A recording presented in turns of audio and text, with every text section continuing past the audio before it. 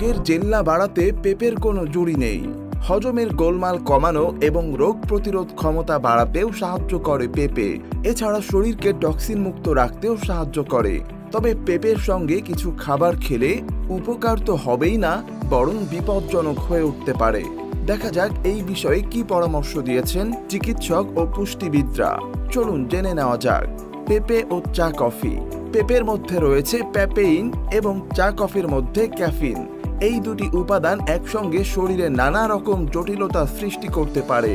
যাদের গ্যাস্ট্রিকের সমস্যা রয়েছে তাদের জন্য এই দুই খাবারের যোগ বিপজ্জনক হয়ে উঠতে পারে।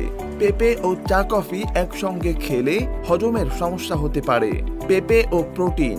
প্রোটিন শরীরের জন্য অত্যন্ত উপকারী।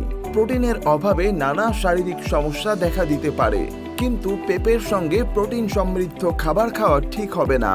এতে পেটের গোলমাল দেখা দিতে পারে। পাকা পেঁপের সঙ্গে মাংস, ডিম এই ধরনের খাবার খাবেন না। এমনকি একই দিনে এসব খাবার একসঙ্গে না খাওয়াই ভালো। পেঁপে ও লেবু। সাইট্রাস জাতীয় ফলের মধ্যে লেবু আমাদের প্রতিদিনের খাবারে প্রায়ই থাকে।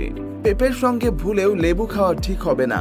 এই দুটি ফল একসঙ্গে খেলে শরীরের হিমোগ্লোবিনের মাত্রা কমে যেতে পারে, পেটের নানান সমস্যা হতে পারে।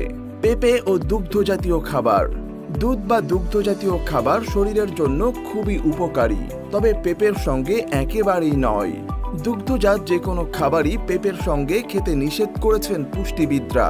পেঁপের সঙ্গে যদি ক্রিম, চিজের মতো উচ্চমাত্রার ফ্যাটযুক্ত খাবার খান তাহলে হজমে সমস্যা হবে, পেট ভার, পেট ফাঁপা হতে পারে।